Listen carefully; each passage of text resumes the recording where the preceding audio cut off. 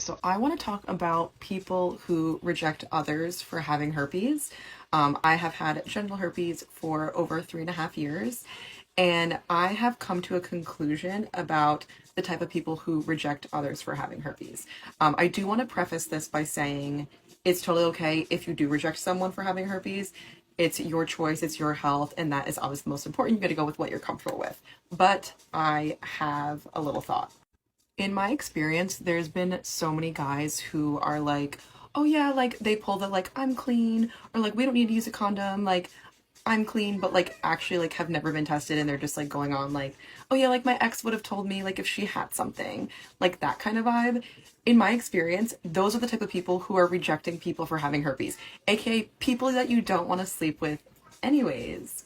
I just think that people, if they are truly educated about herpes and are willing to learn about it instead of just jumping to conclusions, they're going to be pretty open about it. Because once you actually learn the facts about herpes, you're like, oh wait, really? Like that's it. Like again, it's the same thing as cold sores, just in a different location. It's just like very socially stigmatized. Again, it's everyone's choice of what they want to risk. But also the reality is it's always a risk with whoever you sleep with. I did a support call with someone the other day, and she was saying that like she was on a date, they were about to do it, and the guy was like didn't ask about testing, like was ready to just like have unprotected, and then so then she like stopped and like disclosed, and then he rejected her, and he was like, well, I'm just very cautious. But it's like, but if you were cautious, wouldn't you have a disclosure conversation, talk about barrier methods, use barrier methods, have some with you, like if you were that cautious? So like that doesn't add up to me. So in my experience, I've only been rejected by two people, and they both were people who had cold sores, but like were so uneducated and didn't want to learn about how that actually was herpes, and they need to be disclosing that as well.